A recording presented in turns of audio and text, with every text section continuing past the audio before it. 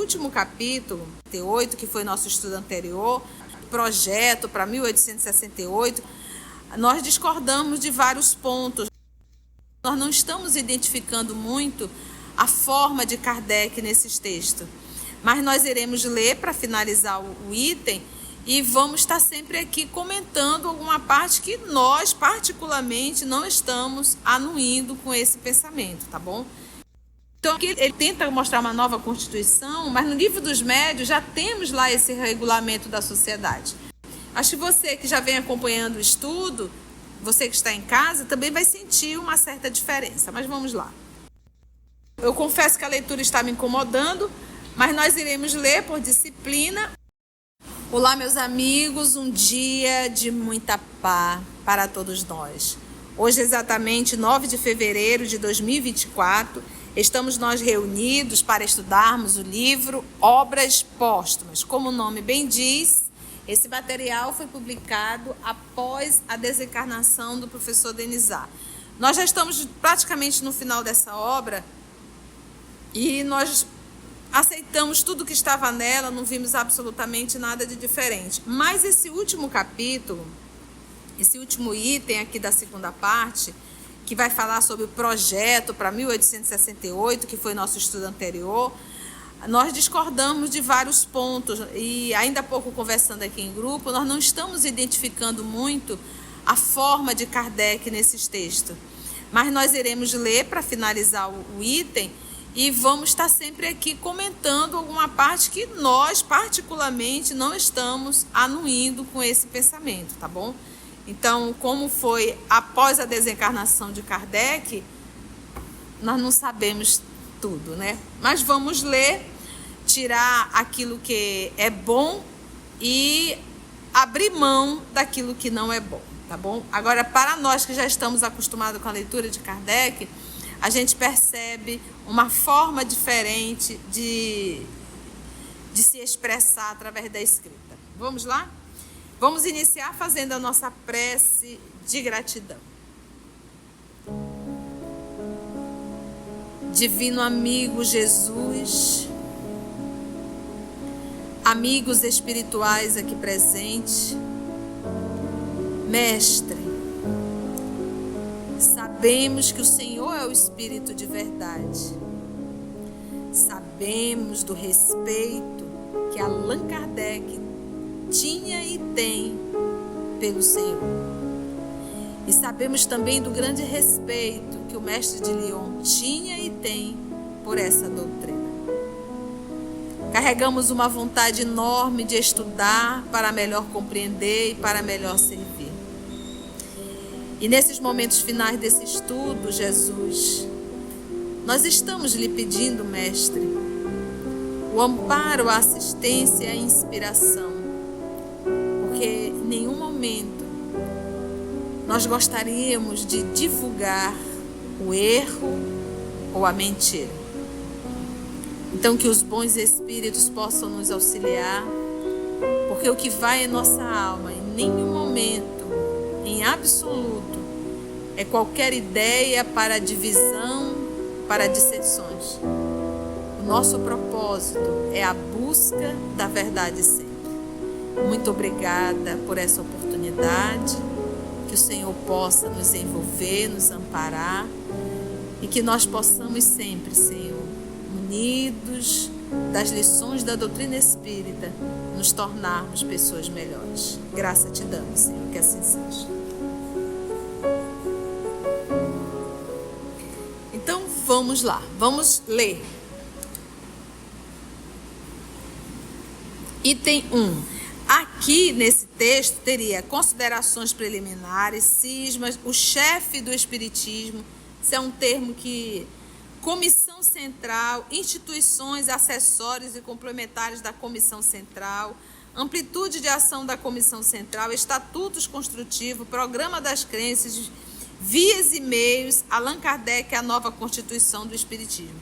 Então, são termos assim que a gente não está nem muito acostumado, porque o professor não falava isso. Vale ressaltar, nós temos lá no último capítulo do Livro dos Médios, dissertações espíritas. Antes das dissertações espíritas, nós vamos encontrar Regulamento da Sociedade Parisiense de Estudos Espíritas. Então, para quem já leu esses regulamentos da Sociedade Parisiense dos Estudos Espíritas, a gente aqui sabe, identifica realmente a forma Kardec de ser, o jeito, a seriedade, o respeito. Aqui não. Então, aqui ele tenta mostrar uma nova Constituição, mas no Livro dos Médiuns já temos lá esse regulamento da sociedade. Mas vamos ler. Acho que você que já vem acompanhando o estudo, você que está em casa, também vai sentir uma certa diferença. Mas vamos lá. Item 1, considerações preliminares. O Espiritismo teve, como todas as coisas, o seu período de gestação, e até que todas as questões que a ele se relacionam, sejam principais, sejam acessórias, não se acharem resolvidas, somente pode dar resultados incompletos. Coisa assim mesmo. Entreviu-se a sua finalidade, pressentiram-se-lhe as consequências, mas apenas de modo vago. Da incerteza sobre os pontos ainda não determinados, haviam forçosamente de nascer divergências sobre a maneira de os considerar. A unificação tinha que ser obra do tempo e se efetuou gradualmente à medida que os princípios se foram elucidando. A doutrina só formará um todo harmônico quando tiver desenvolvido todas as partes. Quer dizer que a doutrina não está harmônica, tá? Então são coisas que não é. A doutrina só formará um todo harmônico quando tiver desenvolvido todas as partes em que se desdobra, e só então se poderá julgar verdadeiramente o que é o Espiritismo. Então até agora nós não sabemos. Não bate, gente. Não foi isso que Kardec nos ensinou. E ele disse que o Espiritismo é a religião do futuro? Não. Ele é o futuro de todas as religiões, porque são leis. Mas vamos lá. Eu confesso que a leitura está me incomodando, mas nós iremos ler por disciplina, mas não nos faltará a crítica necessária, até porque o próprio professor Denizar nos ensina isso, tá bom? Enquanto não passava de uma opinião filosófica, o Espiritismo não podia contar, da parte de seus adeptos, senão com a simpatia natural que a comunhão de ideias produziu. O Espiritismo ele não surgiu como uma filosofia, ele surgiu como uma ciência. Porque ele foi resultado de observações e pesquisas. A filosofia veio depois. Mas o início de tudo foi a pesquisa, foi a ciência. Então, enquanto não passava de uma opinião filosófica, o Espiritismo não podia contar, da parte de seus adeptos, senão com a simpatia natural que a comunhão de ideias produz. Não podendo existir entre eles nenhum laço sério por falta de um programa claramente definido. Nenhum laço sério. Esta é, sem dúvida, a causa principal da fraca coesão e da instabilidade dos grupos e sociedades que se formaram. Gente, o professor Allan Kardec, no livro que é o Espiritismo, em Viagem Espírita, ele fala da quantidade de adeptos na doutrina, que até ele mesmo se assustou. Inclusive de classes sociais operárias, né? Os operários, né? Ele ficou surpreso. Então não condiz, me perdoe. Por isso mesmo, procuramos incessantemente, com todas as nossas forças, afastar os espíritas do propósito de fundarem prematuramente qualquer instituição especial com base na doutrina, antes que essa assentasse em bases sólidas. E aí, para que ele colocou no Livro dos Médiuns um capítulo que nos ensina, antes que essa se assentasse em bases sólidas? A não ser assim, eles se exporiam a fracassos inevitáveis. E ele fala, por exemplo, o Kardec, quando ele fala muito direto. Aqui ele está falando de uma forma assim, a conjugação é fria, sabe? Eles, né? Eles se exporiam a fracassos inevitáveis, cujo efeito teria sido desastroso pela impressão que produziriam no público e pelo desânimo em que lançariam os adeptos. Semelhantes, olha a palavra, fracassos, talvez retardasse de um século o progresso definitivo da doutrina. Uma linguagem pobre e fria, bem de um espírito da terceira ordem mesmo, me incomoda a leitura. o progresso definitivo da doutrina, a cuja impotência se imputaria um insucesso devido. As palavras não são de Kardec. Na realidade, a imprevidência. Por não saberem esperar, a fim de chegarem no momento exato, os muitos apressados e os impacientes, em todos os tempos, têm comprometido as melhores causas. Quem estava fazendo essa escrita colocou a nota da edição de o livro, a Revista Espírita, do mês de julho de 1866. Aqui disseram que esses textos foram achados no meio das coisas de Kardec. É isso que a gente sabe, essas informações. Mas eu não acredito que seja dele. Agora, olha o que é dele. Olha a escrita dele na Revista Espírita do mês de julho de 1866. Alguém do grupo recebe uma comunicação de uma avó, uma comunicação, uma psicografia. Kardec publica essa psicografia e Kardec vai refutar as observações e as orientações que essa avó dá. Na refutação, você vai ver o que são pensamentos de Allan Kardec. Você vai perceber dessa leitura que eu estou fazendo para a leitura de Kardec. Kardec escreve de um jeito elegante, nobre, né? Então aqui ele usou palavras fracassos. São palavras que não é muito de um espírito nobre como Kardec. Vamos lá, quem vai ler é a nossa querida amiga Carlinha. O título do artigo é Projeto de Caixa Geral de Socorro e outras instituições para os espíritas. Num dos grupos espíritas de Paris, um médium recebeu ultimamente a seguinte comunicação do espírito de sua avó. Ela diz: Meu caro filho, vou falar-te um instante das questões de caridade que te preocupavam esta manhã quando ias ao trabalho.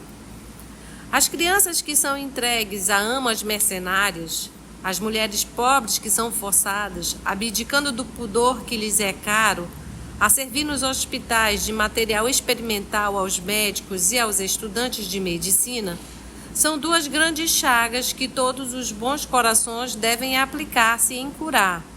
E isto não é impossível. Que os espíritas façam como os católicos, contribuindo com alguns centavos por semana e capitalizando esses recursos, de modo a chegarem a fundações sérias, grandes e verdadeiramente eficazes. A caridade que alivia um mal presente é uma caridade santa, que encorajo com todas as minhas forças.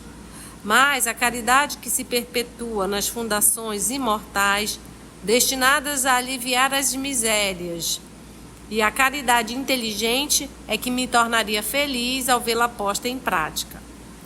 Gostaria que um trabalho fosse elaborado visando a criar inicialmente um primeiro estabelecimento de proporções restritas. Quando se tivesse visto o bom resultado dessa primeira criação, passasse-ia a outra, que seria aumentada pouco a pouco, como Deus quer que seja aumentada, porque o progresso se realiza em marcha lenta, sábia, calculada. Repito que o que proponho não é difícil.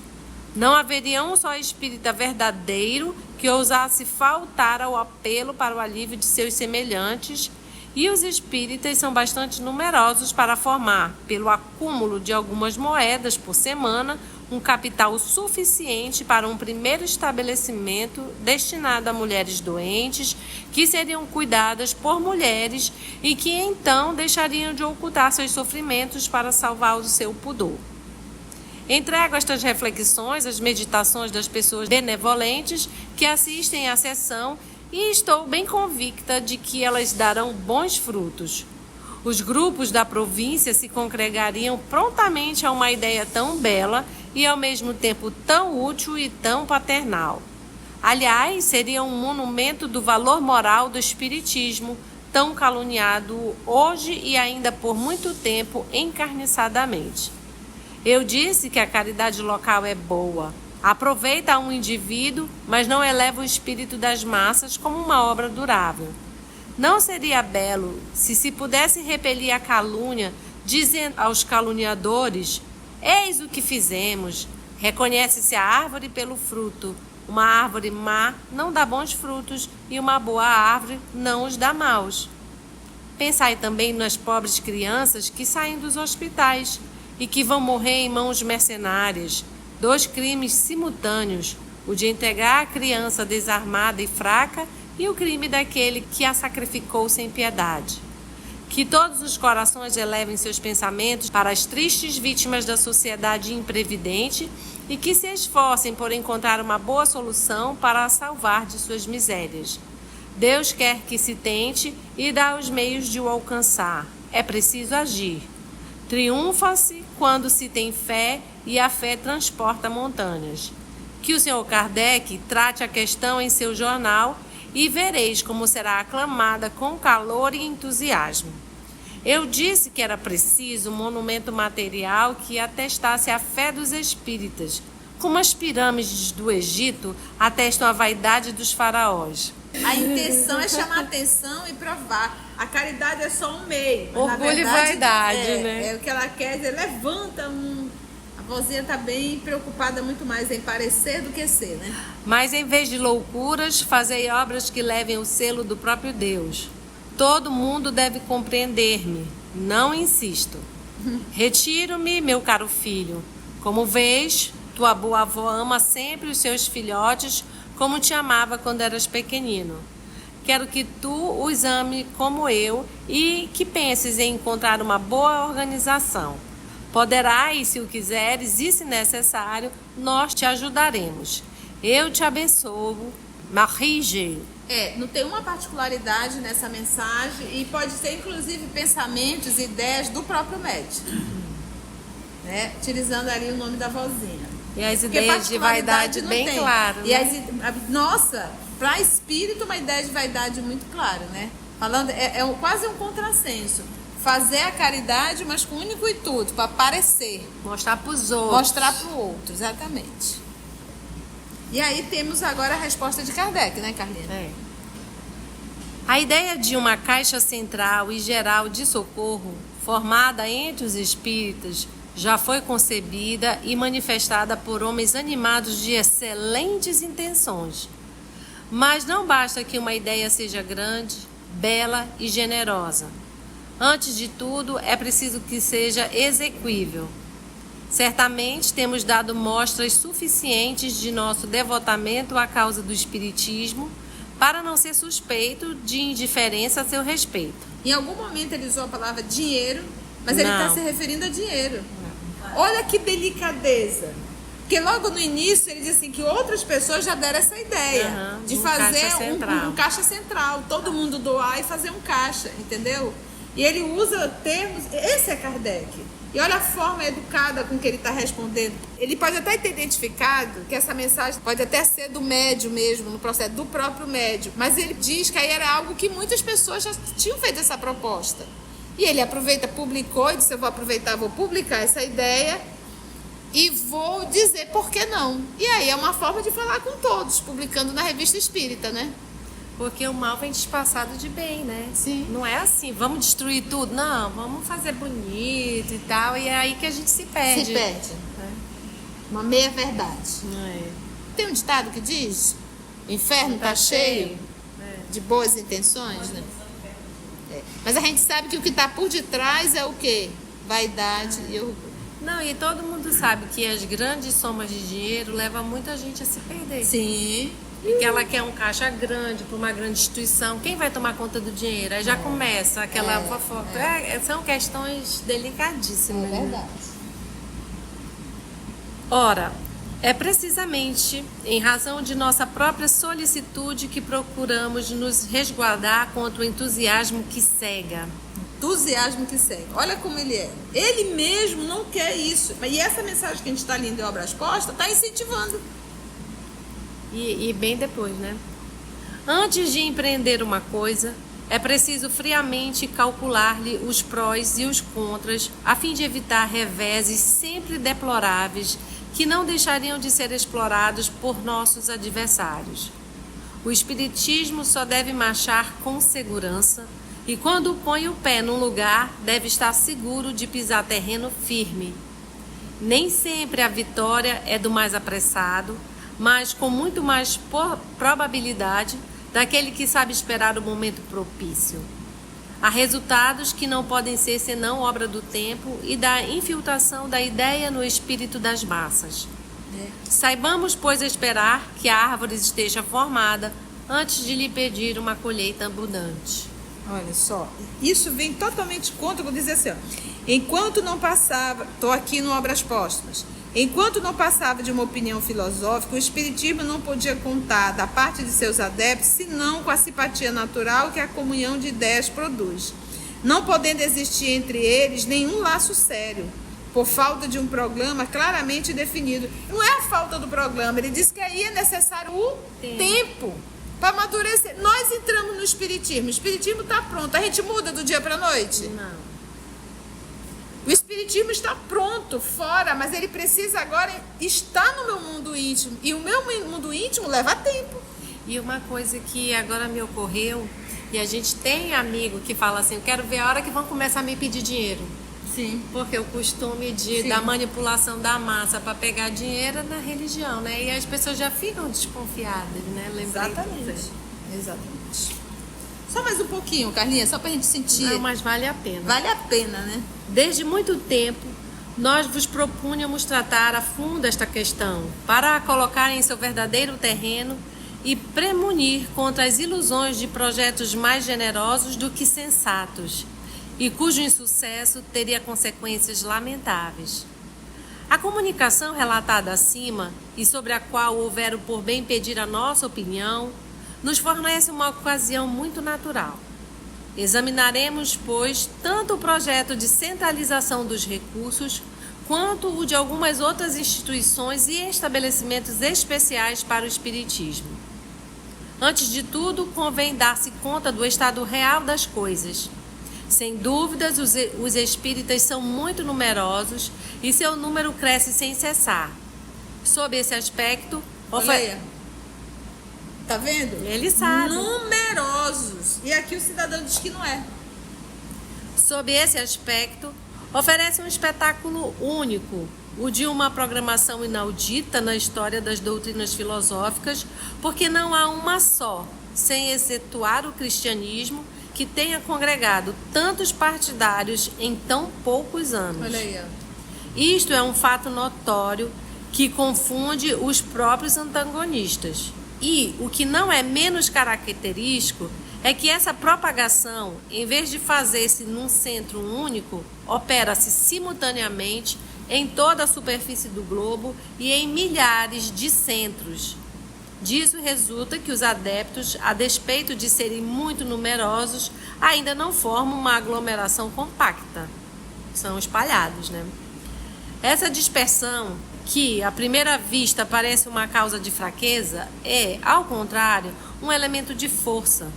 100.000 espíritas disseminados numa região fazem muito mais pela propagação da ideia do que se estivessem amontoados numa cidade.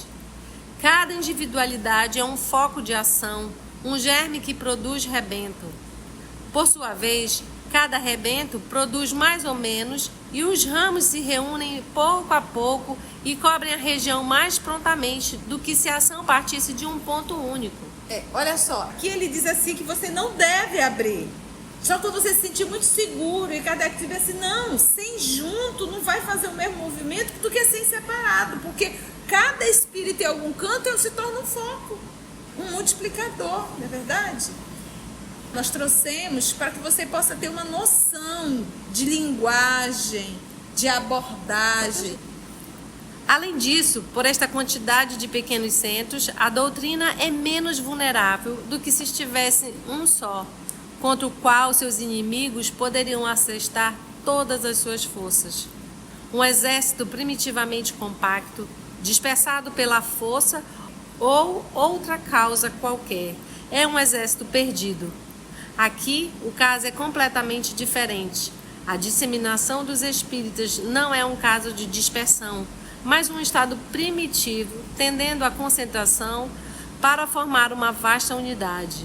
A primeira está no fim, a segunda no seu nascimento. Percebe a diferença?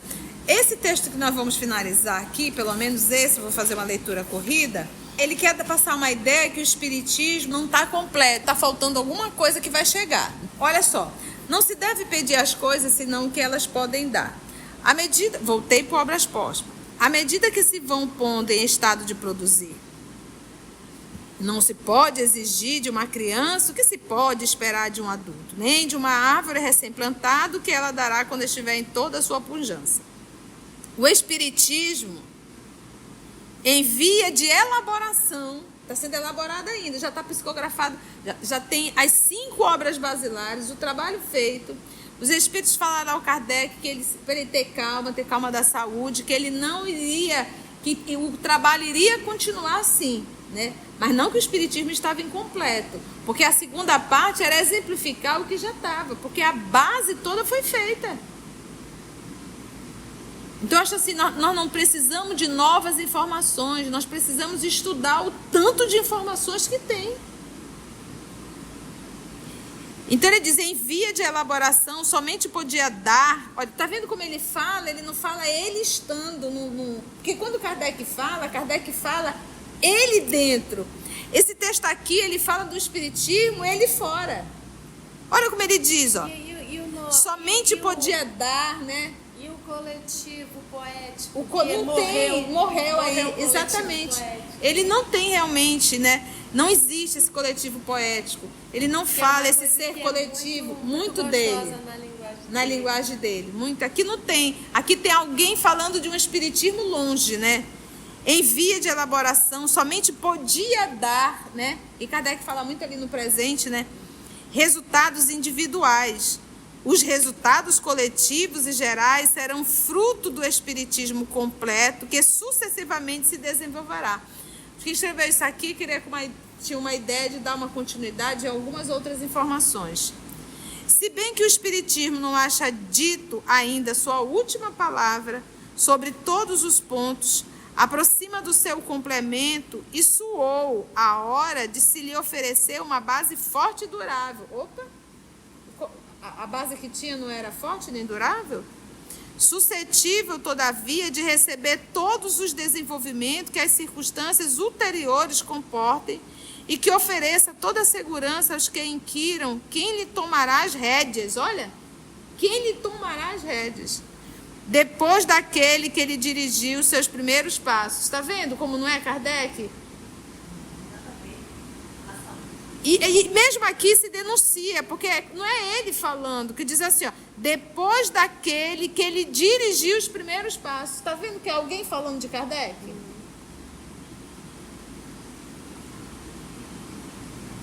Vocês entenderam? A doutrina é sem dúvida imperecível porque repousa nas leis da natureza, isso é certo. E porque, melhor do que qualquer outra, corresponde às legítimas aspirações dos homens. Essa é uma verdade. Entretanto, aí lá vem, a sua difusão e a sua instalação definitiva podem ser antecipadas ou retardadas por circunstâncias várias, algumas das quais subordinadas à marcha geral das coisas, outras inerentes à própria doutrina, à sua constituição e à sua organização. A sua difusão e a sua instalação definitiva, ela já está instalada. A difusão, como disse Kardec em Revista Espírita, é uma questão de tempo.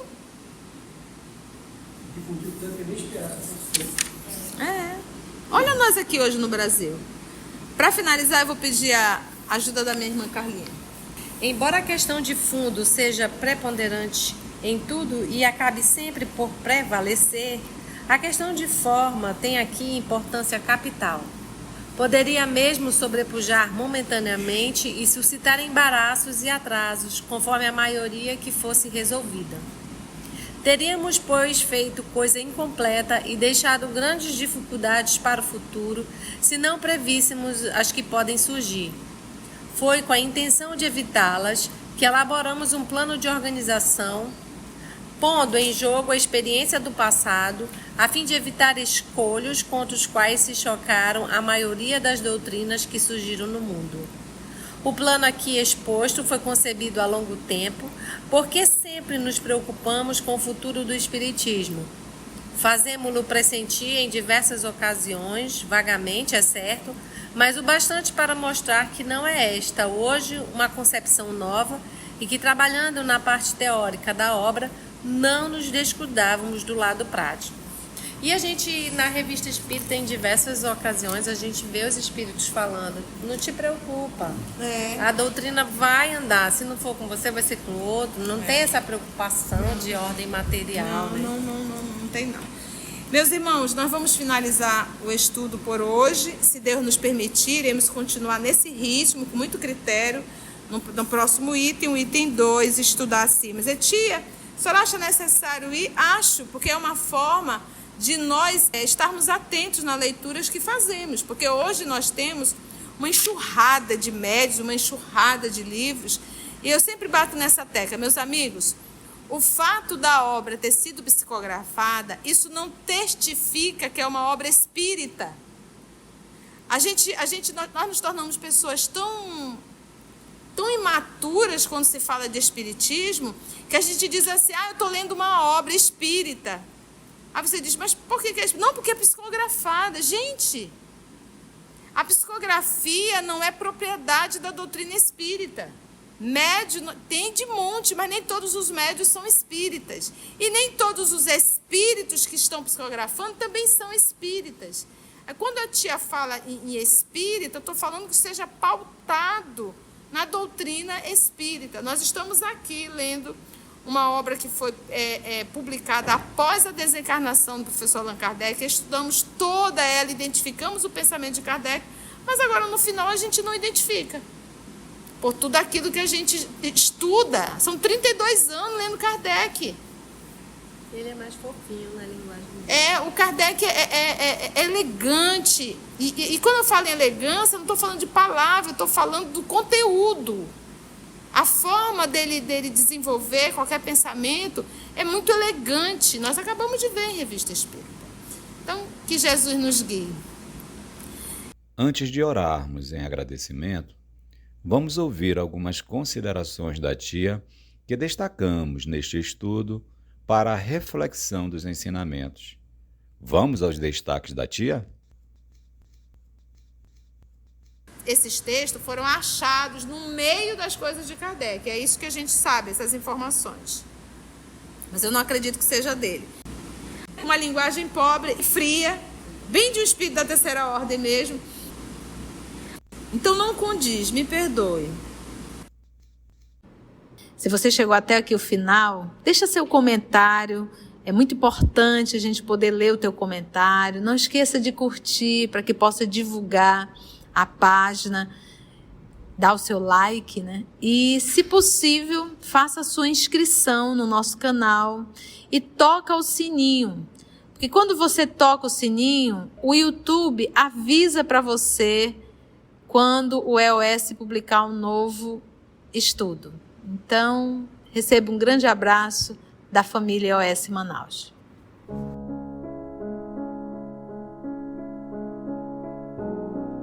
Antes de orarmos em agradecimento, vamos ouvir algumas considerações da tia que destacamos neste estudo para a reflexão dos ensinamentos. Vamos aos destaques da tia? E assim agradecemos a Deus nosso Pai, agradecemos a Jesus, o nosso Mestre por excelência, e aos amigos espirituais aqui presentes. Graça te damos, Senhor.